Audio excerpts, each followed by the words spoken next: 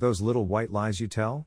They might end up causing way bigger problems than you think. Let's dive into some stories where lying had horrible, unintended consequences.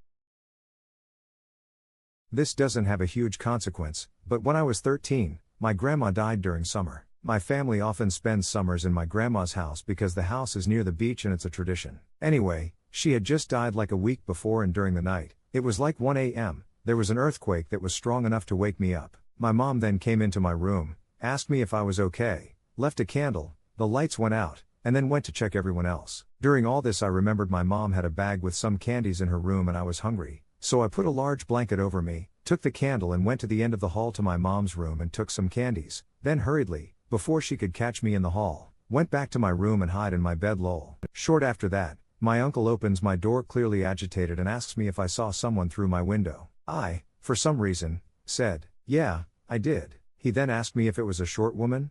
And I say, yeah, but it was like blurry. I guess I just went with it because I didn't want my mom to find out I went through her stuff and took some candy, but to my surprise, my uncle, instead of dropping the subject, starts crying and calls for my mom, who was talking with my aunt in her room. He starts saying that he just saw his dead mother, that she had a light with her and was dressed in white, it was the color of the blanket, lol, and cries really hard. He hugs my mom, who for some reason, starts crying too, and then everyone came out of their rooms to see what was going on. They kept talking about my grandma's ghost until like 3 a.m. and they all started speculating why was she here for. They, for some reason, ended up with the consensus that she was checking on them and wanted to see if everyone was okay before going to heaven, hence the light that surrounded her. I never had the heart to tell them it was me sneaking down the hall just to steal some candies. I feel awful about it, but it was such a dumb misunderstanding that I needed to tell someone. Lol.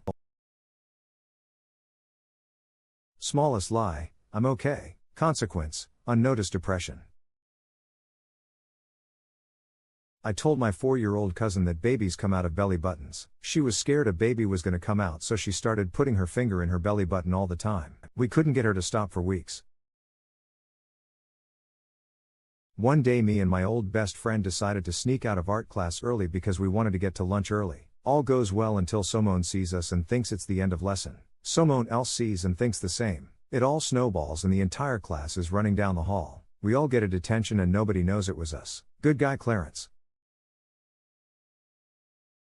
I started faking migraines in middle school because I hated school and got bullied, and now I'm 21 and will never be able to tell anyone I never actually had a real migraine. I've had multiple medications and 2 MRIs.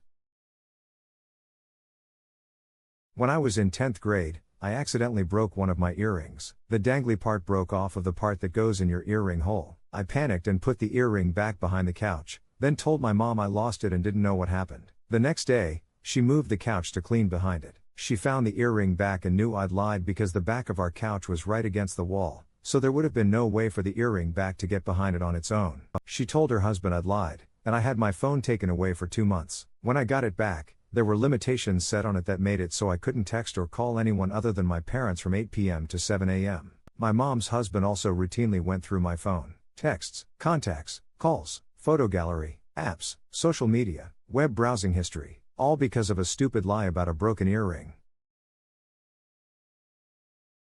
When I was 18, I told a girlfriend that I couldn't go out that night because I was sick. I actually ditched her to meet a boy. She died that night falling asleep at the wheel in a head-on collision. Maybe she would be alive today if I was there to keep her awake. I've thought about that for many years. When I was younger, I really thought strangers in vans offering candy would be a common occurrence in life. One time I told a girl she was ugly. It wasn't a lie. When I was like 7 and my mom was picking me up from school, she asked me how my day went and if I cried today. I was a pretty sensitive kid. And I answered yes. But when she asked me the reason, because I didn't want to seem like a baby and tell her the real reason, I said that someone slapped me. I didn't think much of it, but my parents were scandalized, called the school, and of course they wanted to know who did it. They browsed through the cafeteria with me so that I could recognize him, but I acted like I didn't remember his face, and in the end I don't remember if someone got in trouble or not. But I played along with it the whole time, and to this day my parents probably still believe it happened. A similar story had also happened to me a year before. A lie everyone says. I'll listen to it whenever you send them music recommendations. Long ago when I was at school I had a test, so I told my teacher I needed to throw up so I can skip class. I went to the nurse and she sent me home, so my parents took me to the doctor's to get a note so I would be excused from the periods I missed. When he was seeing the cause of what made me throw up, I was just chilling cause I knew I was faking it. Then he touched around my stomach and said there was something wrong with my appendix. There was actually something wrong with my appendix and I had to have surgery a few weeks later. Me faking throwing up ended up kinda saving me. I actually have one of these stories for myself. I was probably in 5th grade, and when it was about 10 minutes left of our class I felt a sharp pain in my stomach. It only lasted for 5 minutes and didn't come back, but I told my mom about it when I came home. As I had almost never been sick and home from school, I saw this as a golden opportunity to continue saying that I still feel the stomach pain, in hopes that my mom would let me stay home the next day. So, the next morning I told my mom that my stomach was still hurting, and she brought me to her workplace and kept asking me throughout the day if my stomach was still hurting. I said yes every time, as I didn't want my parents to know that I only used this as an excuse to have a break from school. Later that day my mom brought me to the doctor's office, which surprised me as I did not expect her, thinking it was that bad. When we arrived at the doctor's office I said that it was still hurting, because I was scared of the doctor thinking I was wasting their time, and I was too far into the whole lie now. The doctor told us to wait outside and then said that we had to go to the hospital. I was shocked, as I hadn't been to the hospital since my birth and has no intentions for this going so far. The reason why we had to go was because the doctor thought I had appendicitis. And let me remind you that my stomach had not been hurting at all since the end of that class I was talking about in the start, and here I was, in my way to the hospital. So when we came, the nurses did a lot of checks and asked me a lot of questions, especially about my stomach pain,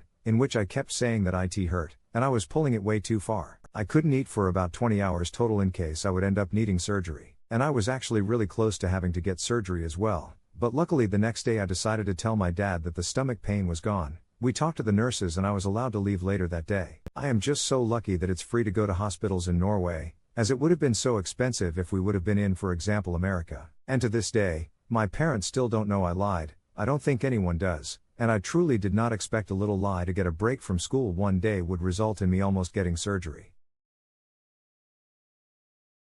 When I was 12 years old I faked headaches in order to skip school and to stay home playing video games. One time my mother had enough of it and said, "If you don't go to school, we will go to a doctor specializing in children your age." I decided to stick to my lie and they did a huge checkup on me and tested my blood for various things. Turns out I have Hashimoto's thyroiditis, which is an autoimmune disease in which the thyroid gland is gradually destroyed. So yeah, lying uncovered a disease that could have lowered my IQ in the long run if undiscovered and untreated.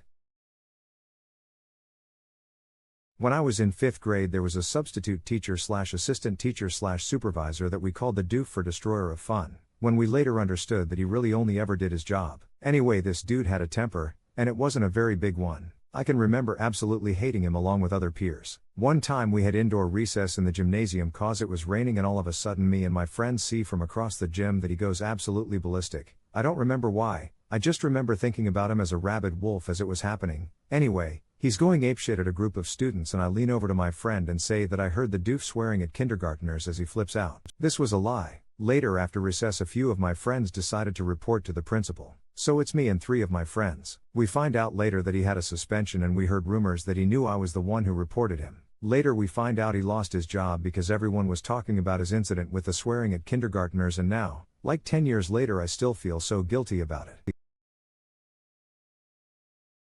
The smallest lie I told was yesterday. My mom asked me what I was doing and I told her I was watching YouTube. Which I was, but I was also switching on and off to Discord to talk to my boyfriend. And she walked in and asked me, "Why are you lying to me?" Then she took my phone, and my laptop, and unplugged my PC, and I still have to have a long talk with her like she said.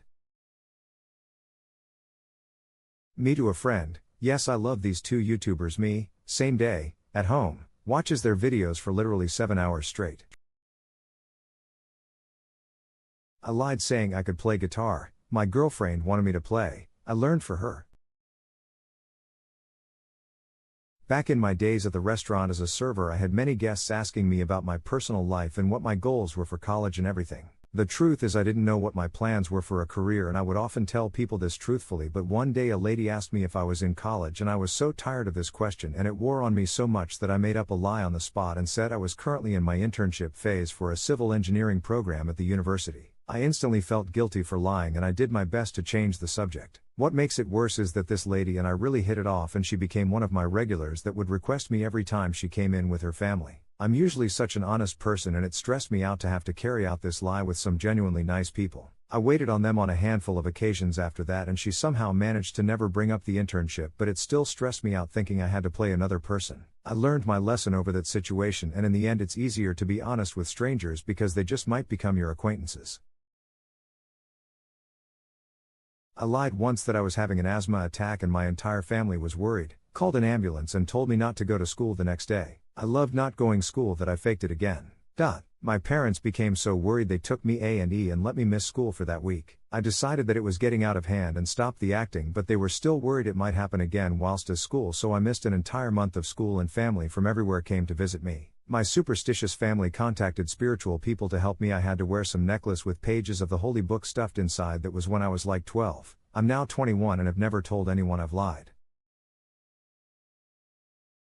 I lied about breaking a broom at my grandma's house, and was therefore never trusted with anything to this day. I guess my grandma just loves brooms. That's a wrap. Don't forget to subscribe and hit the bell for more.